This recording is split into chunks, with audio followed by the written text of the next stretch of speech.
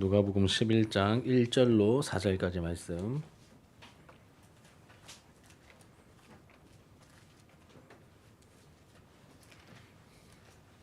한 절씩 교독하고 마지막 절은 같이 읽겠습니다. 제가 1절을 먼저 읽을게요. 예수께서 한 곳에서 기도하시고 마치심에 제자 중 하나가 여짜오되 주여 요한이 자기 제자들에게 기도를 가르친 것과 같이 우리에게도 가르쳐 주옵소서.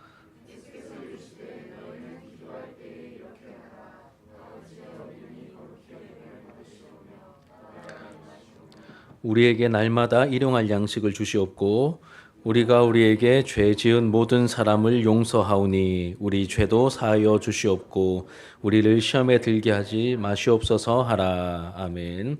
자, 이제 표시해 두고 우리 마태복음 6장입니다. 마태복음 6장 5절부터 9절까지. 5절부터 9절 우리 한 절씩 교독해서 읽고 9절은 같이 읽겠습니다. 또 너희는 기도할 때에 외식하는 자와 같이 하지 말라. 그들은 사람에게 보이려고 회당과 큰 거리 어귀에 서서 기도하기를 좋아하느니라.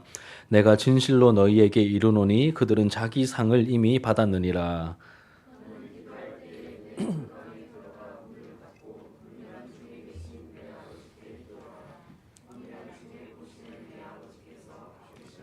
또 기도할 때에 이방인과 같이 중언부언하지 말라. 그들은 말을 많이 하여야 들으실 줄 생각하느니라.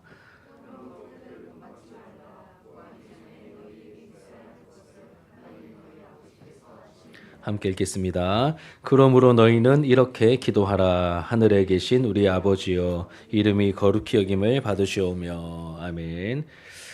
네, 우리가 함께 읽은 이 본문의 말씀을 중심으로 해서 오늘 이제 소율의 문답 99문입니다.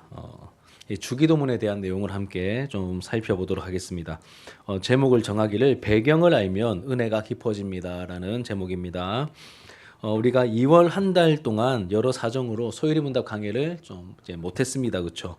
뭐 아우팅도 했고 또 직분자 세미나 그리고 명절 연휴, 지난주에 2단 특강 이렇게 다름 우리가 꼼꼼하게 잘 보내긴 했는데 이제 소율의 문답 말씀은 우리가 나누지 못했습니다. 그래서 이 소율의 문답 막바지를 앞두고 너무 오래 좀 쉬었는데 우리가 이제 아쉬운 마음이 좀 있지만 오늘부터 다시 남아 있는 내용들 함께 이제 얼마 안 남았습니다. 소율의 문답 이제 뭐 한 달 정도 하면 이제 끝나지 않을까 싶은데 우리 남은 내용들 같이 좀 나누면서 영적인 유익을 함께 나누도록 하겠습니다.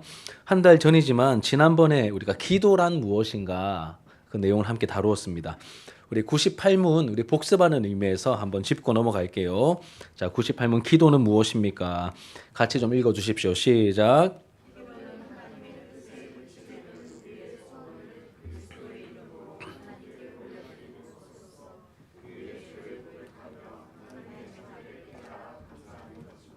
예, 감사합니다. 기도는 하나님의 뜻에 일치되는 우리의 소원을 아뢰는 것이죠. 우리의 소원을 아뢰는데 그리스도의 이름으로 그리고 하나님께 올려드리는 것으로서 우리의 죄를 고백하고 하나님의 자비를 깨달아 감사하는 게 기도다.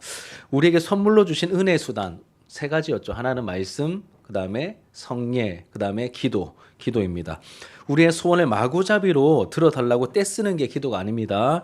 기도를 들으시고 응답하실 수 있는 하나님께 우리의 소원을 이제 아뢰는 것이 기도인데 이때 성경을 통해 알려주신 하나님의 뜻을 우리가 헤아리면서 기도해야 하겠죠.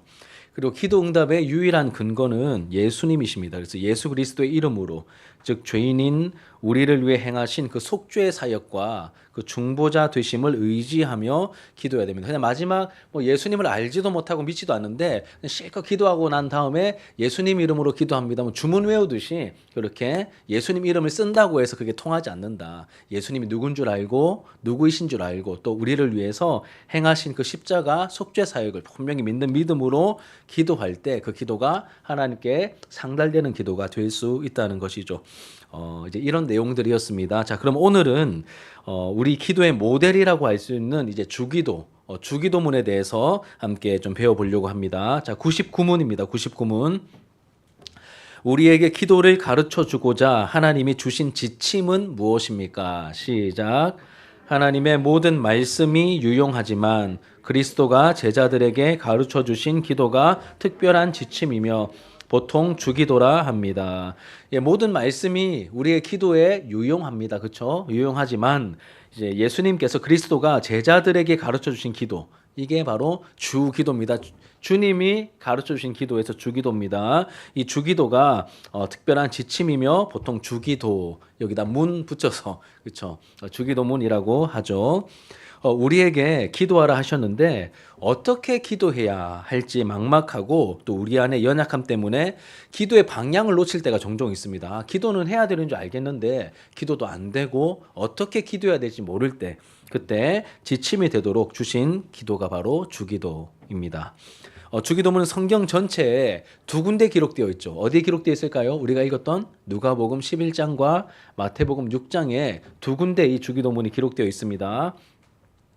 이 두 군데 내용을 이렇게 살펴보면 우리가 주기도문의 배경을 좀 알 수 있습니다. 배경, 그리고 배경을 알면 은혜가 풍성해지고 깊어지기 때문에 오늘은 이 주기도문의 배경과 여러 상황을 좀 살피면서 이 주기도문의 의의, 이렇게 그 깊은 속뜻을 함께 좀 나누는 시간을 가지도록 하겠습니다. 먼저 누가복음에 있는 이 주기도문의 배경에 대해서 우리가 함께 먼저 생각해 볼게요.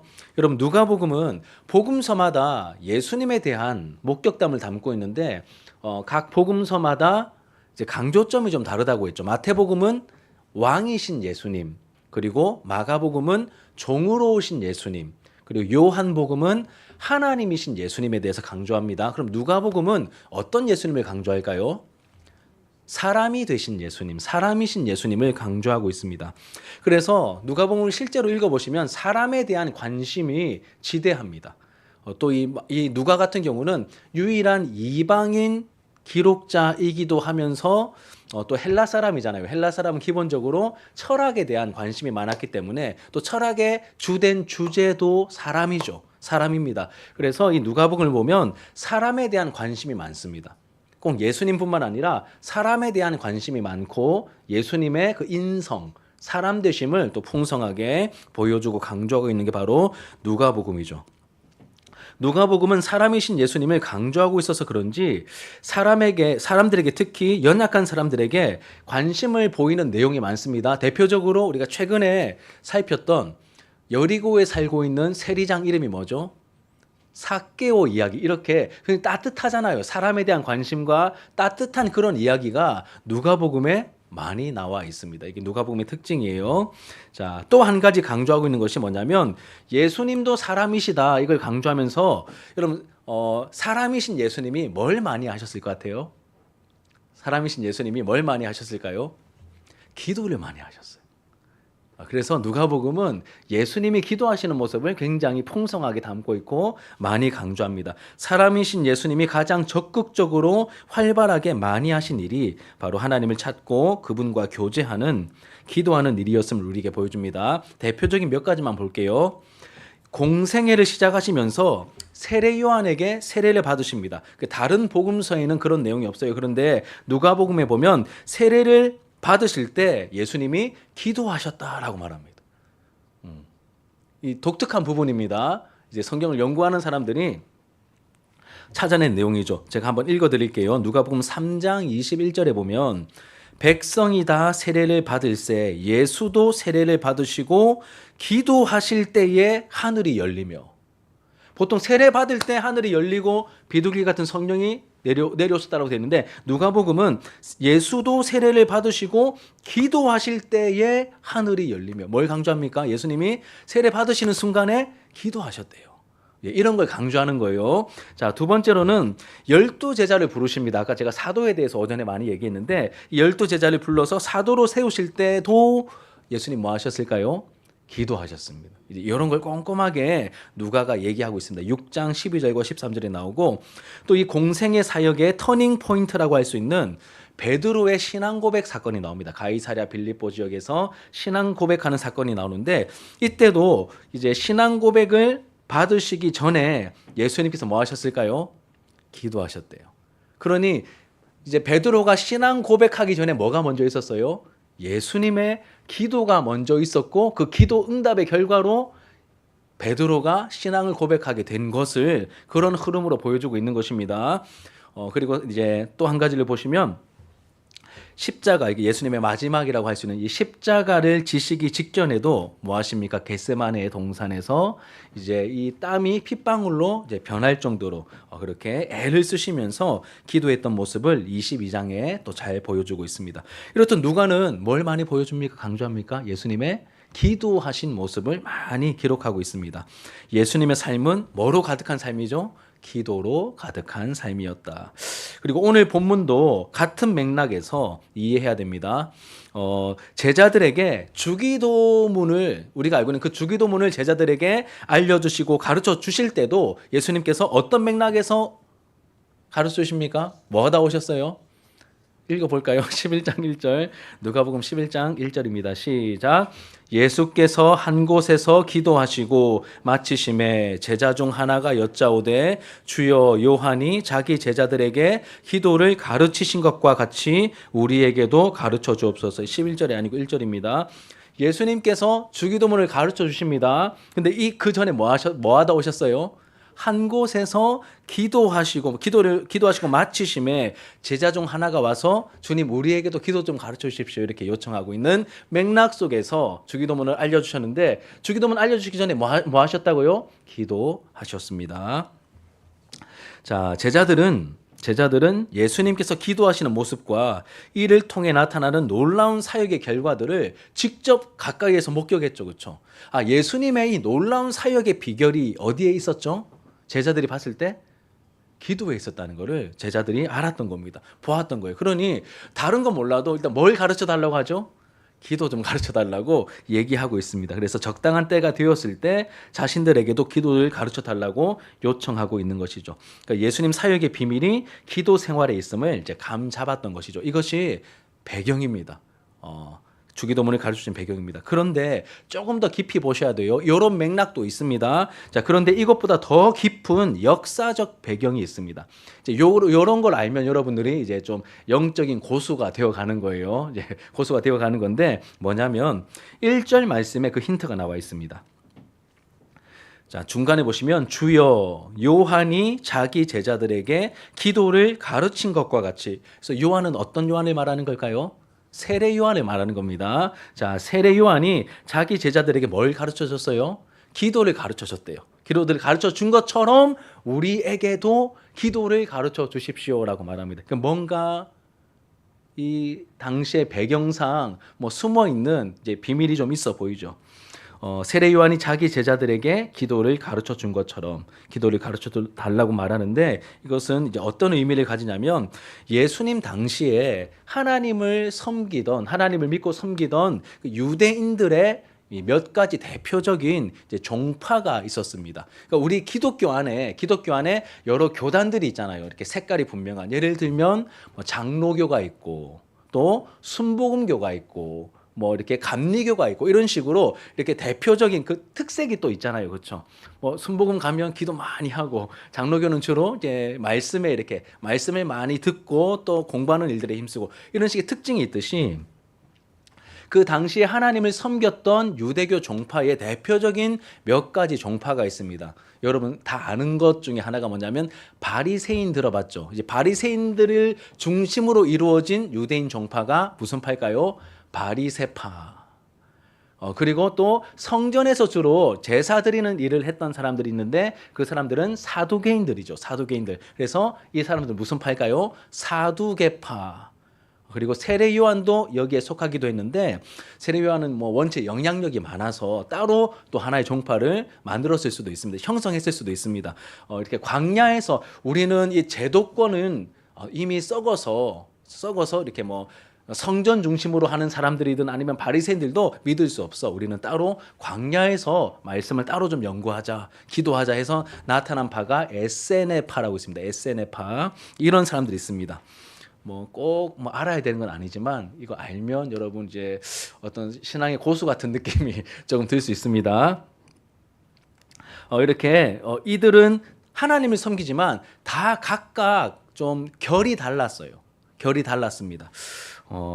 그래서 이들이 하나님 나라를 위해서 추구하는 어떤 모양과 그리고 하나님 나라의 어떤 모습과 자기들이 품고 있는 목표와 비전도 좀 다르게 나타납니다. 같은 하나님을 섬기는 것 같은데 그런 목적과 비전과 이런 목표들이 좀 다르게 나타나요. 그런데 이런 비전과 목표들을 알고 있어야 되겠죠. 자기들이 알고 있고 자기들이 머릿속에 담고 있어야 되지 않겠습니까? 그럼 이거를 어디다 담으면 좋을까요? 기도문에 담으면 너무 좋은 거예요. 뭐라고 했어? 마음에. 맞아요. 결국 기도하면서 마음에 담아야 돼요. 그런데 이거를 마음에 담기 전에 마음에 담기 위해서는 기도문을 만들어서 그 기도문을 통해서 마음에 담으면 좋겠죠. 그래서 바리새파도 사두개파도 에세네파도 그리고 심지어 누구도요? 세례 요한도 그러한 기도문 속에 그들이 꿈꾸는 목표와 비전을 담아서 기도문을 만들었고 그것을 기도했었던 것 같습니다. 근데 이거는 뭐 어색하지 않습니다. 여러분 학교에 가면 뭐가 있습니까? 학교 교훈이 있죠. 그런 거예요. 또 반에 가면 뭐가 있습니까? 반훈이 아니고 급훈이 있죠. 급훈. 뭐 급훈 보면 뭐 3시간 자면 뭐 남편이 바뀐다. 뭐 이런 급훈 본 적 있습니까? 뭐 이런 식으로 이렇게 급훈이 있고 회사에 가도 사훈이 있잖아. 사훈이 있듯이 이렇게 또 뼈대 있는 집안에는 뭐가 있겠습니까? 가훈이 있겠죠. 저렇게 가훈이 있듯이 이제 막 각 종파마다 이렇게 따르고 있는 목표와 비전이 있었다는 겁니다. 이걸 기도문 속에 담아놨어요. 그래서 세례 요한도 자기 제자들에게 그 담아놓은 목표와 비전을 기도문을 통하여 알려주었듯이 예수님이 이제 반쯤은 그리스도로 인정받고 있고 우리도 주님 따라다닌 지 이제 3년이 되어가고 있고 하나님 나라를 꿈꾸고 있고 우리가 지금 막 예수님께서 하나님 나라를 펼쳐나가실 걸 우리가 믿습니다. 그러니 우리도 하나 하십시다. 이런 겁니다, 여러분. 그러니까 하나님 나라의 비전과 목표를 담아놓은 그러한 기도문 하나 예수님 우리도 하나 주시죠. 알려주시죠. 그러니까 앞에 말했던 예수님의 그 기도 생활에 뭔가 비밀이 있었기 때문에 그래서 나타난 배경도 있고 더 깊이 살펴보면 이러한 맥락 속에서 역사적인 맥락 속에서 이런 배경 통해서 우리에게 기도를 가르쳐 달라고 제자들이 요청하고 있는 겁니다. 이해하셨습니까? 이게 누가복음에 나오는 주기도문의 배경. 조금 이제 좀 똑똑해지신 것 같아요. 자, 두 번째로는 제가 지난주에 지식으로 접근하지 말라 했는데 여하튼 뭐 이런 내용은 또 이렇게 알아놓으면 여러분 더 도움이 됩니다. 자, 두 번째로는 마태복음이 보여주는 주기도문의 배경이 있습니다. 마태복음이 보여주는 주기도문의 배경은 좀 다릅니다. 강조점들이 다 다르기 때문에 잘못된 기도를 주의시키는 것이 이 주기도문을 알려주시는 배경이 또 되기도 합니다. 마태복음에서 우리가 주의 깊게 살펴야 될 것은 두 가지가 있는데 첫 번째는 이 주기도문이 기록되어 있는 위치와 구조입니다. 이 성경을 여러분 이렇게 조금 깊이 공부해 보면 성경이 이제 보통 책이 아니라는 것을 생각보다 이 성경이 이렇게 구조적으로 이런 의도가 있다고 뭐 예를 들면 이런 겁니다. 구약적인 배경에서 5라는 숫자는 좀 이렇게 신성시됩니다. 무슨 말이냐면 모세가 기록한 성경이 몇 권이죠? 5권이잖아. 모세오경이야. 그래서 모세오경은 성경 중에서도 굉장히 특별하고 독특한 위치를 차지하고 있어요. 하나님께 직접 대화했던 모세가 하나님께 직접 받아서 기록한 왠지 다른 성경들보다 더 성경 같은 그러한 느낌적인 느낌이 드는 책이 모세오경이거든요. 그래서 5라는 숫자가 굉장히 신비롭잖아. 하나님께서 직접 주신 것 같은 숫자를 상징하는 게 5야. 그래서 시편이 몇 편으로 되어 있어요, 여러분? 150편인데 성경 꼼꼼하게 읽어보시는 분들은 이제 41편 끝나는 데서 1권, 또 몇 편 끝났는데 70몇 편에서 2권, 그 10편이 여러분 몇 권으로 나누어져 있게요? 5권. 왜 5권일까? 5가 그런 거야. 대답을 했어요. 5가 뭔가 신령함을 나타내는 숫자이기 때문에 5권으로 나누는 거예요. 유대적인 배경 속에서. 그럼 마태복음은 유대인들을 대상으로 1차적인 대상으로 기록한 책이거든. 마태복음은 그러면 마태복음에는 왕이신 예수님이기 때문에 예수님이 여러분 왕이면 일을 많이 해야 될까요? 말을 많이 해야 될까요? 말이 일본 몸보다는 입이지 않겠습니까? 뭐 잘 시키고 그래서 마태복음은 예수님의 가르침이 풍성합니다. 대표적인 예수님의 설교가 몇 편 들어가 있을까요? 마태복음에 5편이야. 지금 목사님 뭘 말하는 줄 알겠어요? 이렇게 성경을 이렇게 깊이 있게 따지면 굉장히 치밀하게 뭔가 구조적으로 다루고 있는 영역들이 있다니까. 지금 목사님 이걸 얘기하고 싶은 거야. 그러면서 이런 맥락 속에서 얘들아, 우리가 지금 마태복음 살피고 있잖아요. 마태복음에 있는 주기도문의 위치와 구조라고 했잖아, 목사님이. 위치와 구조. 5편의 설교 중에 굉장히 유명한 1등으로 꼽히는 설교가 산상수훈이에요. 산상설교, 산상보훈. 산에서 주신, 이게 수여할 수 이래서 산상수훈이라고 하고, 이 내용이 너무 보석 같아서 산상보훈이라고도 말하는데, 목사님 산상보훈이라는 표현을 더 좋아해. 그래서 산상보훈이라고 적었는데, 이 산상보훈의 이제 위치를 좀 생각해 보면, 산상보훈은 마태복음 5장, 6장, 7장입니다. 5장, 6장, 7장이 산상보훈이야. 이 5장, 7장 중에서 여러분 그 주보에 보시면 목사님 적어놓은 내용들 있죠. 그 살펴보시면 돼요. 서론이 있고 본론이 있고 결론이 있어. 그러면 서론, 본론, 결론 중에 뭐가 제일 중요할까요? 본론이잖아, 그렇지? 본론이 중요합니다. 그럼 본론에서 어려운 거 묻지 않습니다, 목사님이. 본론이 중요하겠죠. 예, 본론이 센터입니다. 이 센터 중에 센터가 다루고 있는 내용이 있는데, 이 산상수훈은, 산상보훈은 하나님의 백성들 혹은 제자들이 어떻게 살아가야 하는지를 알려주는 내용이야. 본론에서 다루는 그 내용 중에 제일 중요한 내용이 뭐냐면 의에 대해서 다룹니다. 의. 이 3가지 의를 목사님 적어놨죠. 한번 읽어볼까요? 첫 번째 의가 뭐죠? 바리새인과 서기관들보다 더 나은 의가 있어야 된다. 두 번째는 뭐예요? 외식자들과 이방인보다 더 나은 의가 있어야 된다. 세 번째는 뭐죠? 하나님 중심적인 의로운 생활을 해야 된다. 다 뭘 다룹니까? 의에 대해서. 하나님 나라 백성 혹은 제자들이 이 땅을 어떻게 살아가야 되는가. 의롭게 살아가야 되는데, 이제 거기에 대한 내용들을 이렇게 나누어서 3가지를 말하고 있습니다. 그럼 여러분, 이 3가지 중에서 어떤 게 제일 중요할 것 같아요? 1, 2, 3번 있어요. 그럼 뭐가 중심에 있죠? 2번이 중심에 있죠. 2번이 제일 중요한 거예요. 자, 2번이 제일 중요합니다.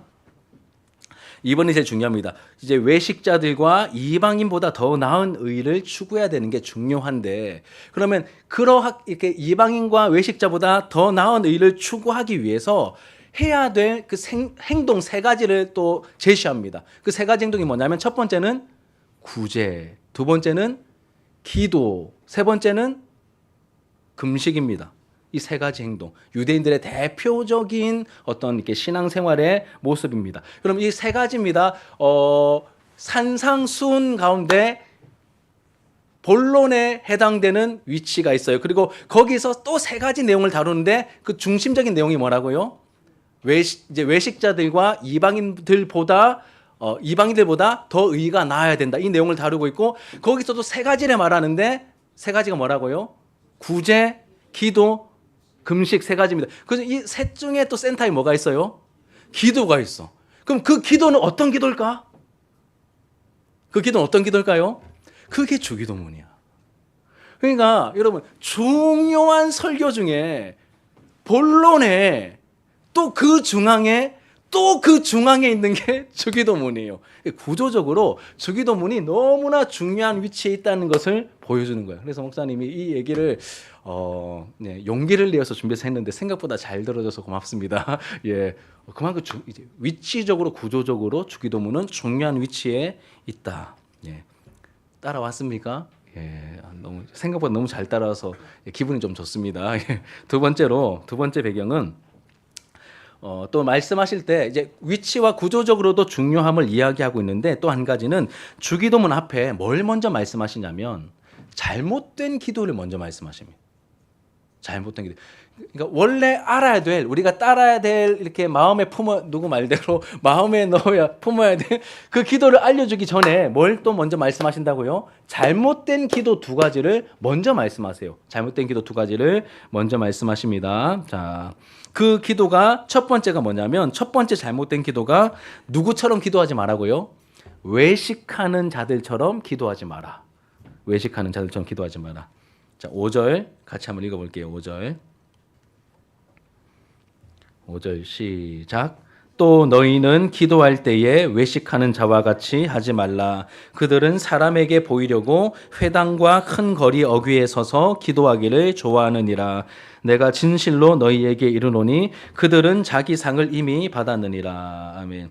잘못된 기도를 먼저 말씀하십니다. 주기도문 전에 잘못된 기도를 먼저 말씀하시는데, 첫 번째 잘못된 기도가 누구처럼 하지 말라고요? 외식하는 자. 여기서 외식하는 사람들 누굴까?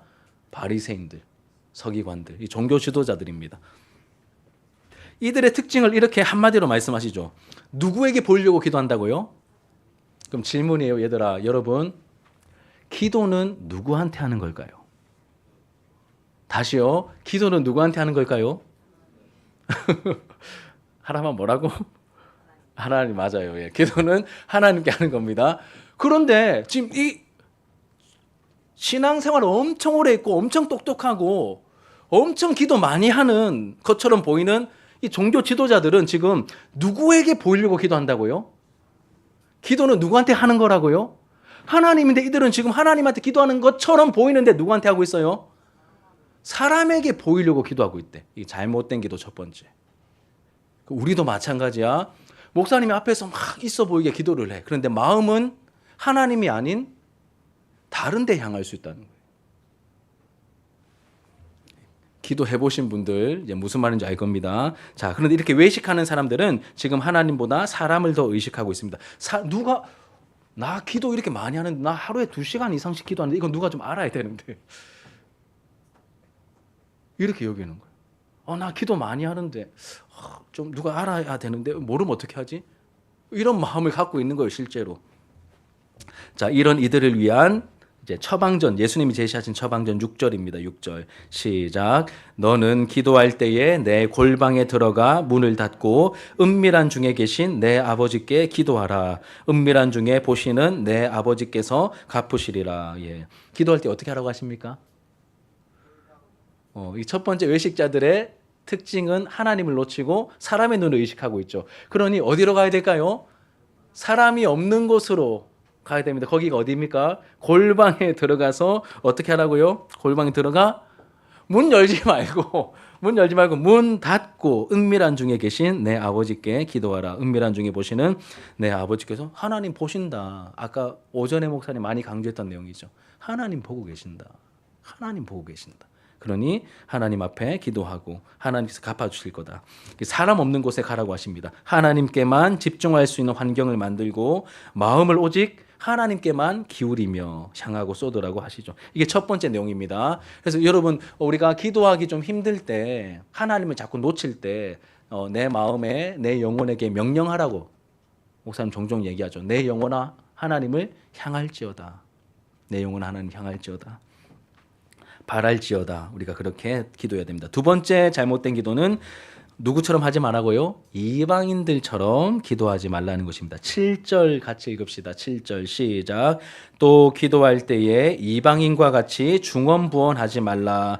그들은 말을 많이 하여야 들으실 줄 생각하느니라. 이방인의 기도의 특징 뭐죠? 중언부언한다는 겁니다. 중언부언이 뭘까요?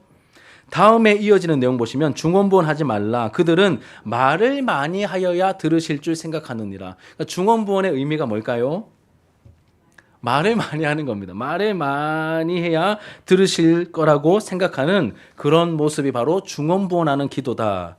자, 그렇다면 중언부언은 시간을 많이 들이고 공을 많이 쌓으면서 기도하는 모습이라고 우리가 여길 수 있겠습니다.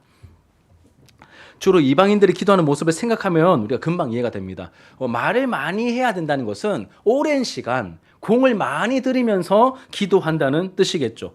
우리가 시간을 많이 들이고 공을 많이 들이면 그 기도를 듣고 받으시는 그 신이 감동할 것 같잖아요. 그렇지 않습니까?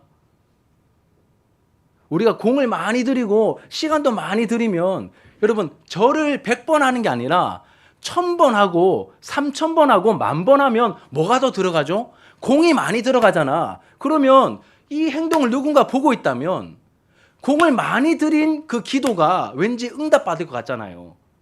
이게 우리의 본성이고 우리의 생각이야. 하나님의 방법이 아니고 이게 우리의 생각이고 우리의 본성이에요. 그래서 이런 속담이 있죠. 지성이면, 지성이 뭘까?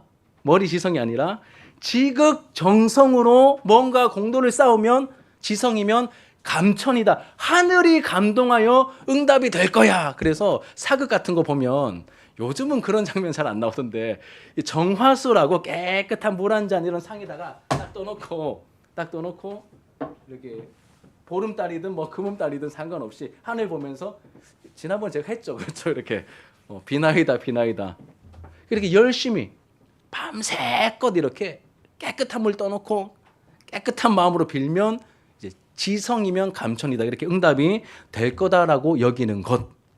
이게 바른 기도가 아니라 잘못된 기도 두 번째 모습입니다. 자, 이런 사람들을 위해서 제시하신 처방전이 8절입니다. 8절입니다. 8절 같이 읽어볼까요? 시작. 그러므로 그들을 본받지 말라. 구하기 전에 너희에게 있어야 할 것을 하나님 너희 아버지께서 다 아시느니라. 처방전이 뭡니까? 그들을 본받지 말라.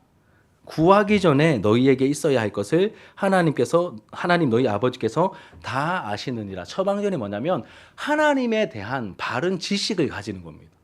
하나님이 어떤 분인지 아는 거예요. 그러니까 하나님이 어떤 분인지 모르는 이방인들은 내가 열심히 공을 쌓으면 1000번 기도해서 안 되면 3000번을 하고 그것도 안 되면 10,000번을 하면서 공로를 쌓으면 하늘이 감동하여서 응답이 임할 거야. 내 소원이 성취될 거야. 우리 자녀가 대학에 갈 거야. 아픈 병이 나을 거야. 이렇게 여기면서 지극정성으로 감천시키려고 하늘을 감동시키려고 기도를 접근하는데 이게 잘못된 접근 방법이라는 거예요. 잘못된 접근 방법입니다. 이들은 지금 목표가 뭐죠? 자기의 소원이 이루어지는 겁니다. 그러니 누구에게 관심이 없을까? 하나님은 관심이 없어. 그냥 오로지 목표는 내 기도의 뜻대로 내 뜻대로 이루어지는 게 목표죠. 그러니 막 이걸 이루기 위해서 막 1000번, 부처님께 1000번, 3000번, 10,000번 했는데 안 이루어져. 그럼 어떻게 해야 될까요? 어떻게 해야 될까요? 20,000번으로 갈 수도 있지만 갈아타야지. 10,000번 했는데 안 되면 갈아타야지. 그럼 어디로 가야 될까요? 알라 신에게 가서 또 똑같이 알라는 이렇게 이슬람교도는 하루에 5번 하던데 야 그럼 하루에 5번씩 막 10년 이렇게 하다가 또 안 되면 어떻게 해야 될까요? 또 갈아타야지. 이런 식으로 내가 기도하는 그 신은 어떤 존재이고 나를 향하여 어떤 생각을 가지고 있고 이분은 또 어떤 분이시며 이분의 계획은 뭔지 내가 왜 이분께 기도하고 있는지 이런 거 아무것도 모르고 그냥 무조건 들어달라고 접근하는 이런 모습이 이방인들이 기도하는 모습. 그러니 거기에 대한 처방이 뭐죠? 하나님을 알라는 겁니다. 하나님이 어떤 분인지 알아야 된다. 그래서 여러분 성경을 잘 읽어보시면 성경이 강조하는 주된 메시지 중에 하나가 뭐냐면 하나님을 알자. 힘써 하나님을 알자. 그럼 영생이 뭘까요? 참 하나님과 그 보내신 자 예수 그리스도를 아는 것이 영생이다라고 표현할 정도로 성경은 하나님 아는 것을 너무나 중요하게 다루고 있습니다. 자, 예수님이 주의하라고 하신 잘못된 기도 2가지 정리합시다. 첫 번째는 누구처럼 기도하지 말라고요? 외식하는 자들처럼 기도하지 마라. 두 번째는요. 이방인처럼 중언부언 기도하지 마라. 네 공로 쌓으면서 기도하지 마라. 하나님을 제쳐두고 막 너의 열심으로만 접근하지 마라 이렇게 말합니다. 그러면 여러분 마지막입니다. 이 2가지 공통점이 있죠. 이 2가지 잘못된 기도의 공통점이 뭘까요? 누구를 놓치고 있습니까? 2가지 공통점이 다 하나님을 놓치고 있습니다. 하나는 사람들 눈치 보느라 사람들에게 인정받고 싶어서 사람들 칭찬을 기대하느라 하나님 놓치고 있고 또 한 가지는요. 자기 공로 쌓느라 하나님을 놓치고 있습니다. 공통점은 하나님을 놓치고 있다는 것이죠. 그러니 여러분, 우리의 연약한 본성은 신앙생활 오래 했다 할지라도 기도하고 예배할 때 하나님을 자꾸 놓쳐요. 목사님도 마찬가지고 여기 계신 우리 어른들도 마찬가지고 여러분들도 마찬가지 아닙니까? 하나님을 자꾸 놓치는 거예요. 내 열심으로 접근하려고 하고 사람에게 잘 보이고 싶은 마음으로 막 찬양하기도 하고 이렇게 될 수 있다는 것이죠. 이러한 우리의 영적인 연약함과 허점을 예수님께서 너무 잘 아셨기 때문에 주기도문을 먼저 말씀하시기 전에 잘못된 기도 두 가지를 먼저 이야기하신 것이고, 그러면서 알려주십니다. 주기도문을 이제 시작하세요. 여러분, 주기도문 어떻게 시작하죠? 하늘에 계신 너희 아버지요. 그러니까 아까 8절 이후에 9절부터 이제 주기도문 시작합니다. 그러므로 너희들 자꾸 하나님 놓치잖아. 외식하는 방법이든 이방인처럼 중언부언하는 방법이든 자꾸 하나님을 놓치는 것이 우리들의 허점이고 우리의 맹점인데, 그러므로 너희들은 이렇게 기도하라. 하늘에 계신 우리 아버지요. 뭐 하는 거예요? 하나님을 부르는 거잖아. 자꾸 영적인 시선을 딴 데 빼앗기지 말고 하나님의 이름을 믿음으로 힘차게 부르면서 하나님께 향하면서 하나님께 기도해라. 진짜 하나님께 기도해라. 하늘에 계신 우리 아버지여, 이름이 거룩히 여김을 받으시오며, 이렇게 이어지는 거예요. 내용이 이렇게 될 수밖에 없겠죠. 이게 마태복음이 알려주고 있는 주기도문의 배경이에요. 그러니까 이거를 모르고 그냥 주기도문만 알아도 참 귀한 겁니다. 그런데 이렇게 더 배경을 알면 우리의 믿음이 더 풍성해지고 깊어질 수 있다는 것이죠. 사랑하는 여러분, 오늘 배우게 된 주기도문의 배경을 머리에 새기고 마음에도 새기게 되길 바랍니다. 그래서 바른 기도를 배워가고 이 기도의 분명한 오늘 배운 이 기도에 대한 분명한 가르침을 가슴에 품고, 그럼 우리의 기도가 좀 힘들어질 때, 방향을 잃을 때가 종종 있거든요. 이제 그럴 때마다 우리가 다시 집중하여서 정신 차려서 하나님을 향할 수 있도록 오늘 말씀의 교훈이 우리를 분명히 이끌어 주실 것입니다. 왜냐하면 목사님 이 설교 준비하면서 일주일 동안 요 메시지를 이제 월요일 날 미리 준비해 놓고 새벽에 나와서 기도할 때마다 자꾸 이 메시지가 이렇게 마음에 담겨 있고 이렇게 맴돌더라고요. 근데 기도하는데 되게 마음이 많이 풍성하게 도움을 받았습니다. 더 하나님을 의식해야지. 내 기도가 하나님을 향하고 있는가? 더 나를 살피면서 기도하게 되더라고요. 우리 사랑하는 친구들, 또 이 자리에 계신 우리 예배자들, 하나님 앞에 더 풍성하게 기도하고 풍성한 기도의 은혜를 누릴 수 있는 우리 청청부와 우리 교회가 되기를 축복합니다. 우리 말씀을 기억하면서 기도하는 마음으로 함께 찬양하도록 할게요.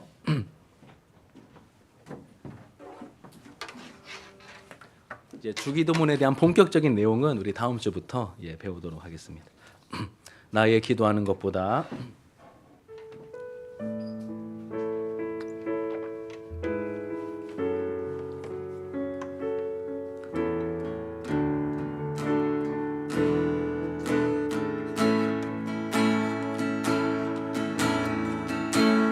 나의 기도하는 것보다 더욱 응답하실 하나님, 나의 생각하는 것보다 더욱 이루시는 하나님, 우리 가운데 역사하신 능력대로 우리들의 간구함을 넘치도록 능히 하실 주님께 모든 영광과 존귀 찬양과 경배를 돌리지어다.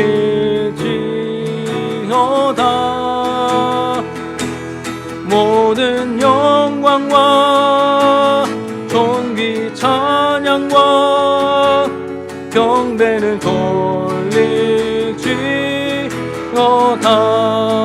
나의 기도하는 것보다 더욱 응답하신 하나님, 더욱 응답하신 하나. 나의 생각하는 것보다 더욱 이루시는 하나님, 우리 가운데 역사하신 능력대로 우리들의 간구함을 넘치도록 능히 하실 주님께 모든 영광과 존귀 찬양과 경배를 돌릴지어다.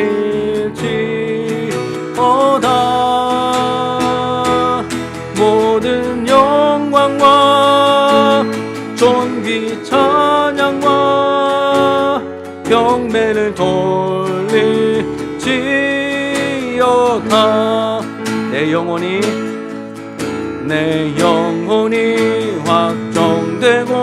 확정되었사오니 믿음의 눈들어 주를 바라봅니다.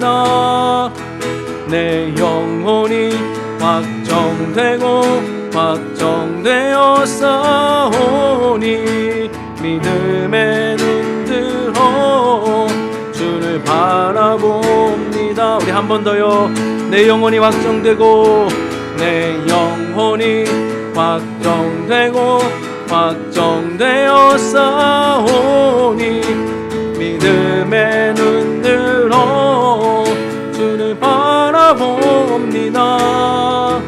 내 영혼이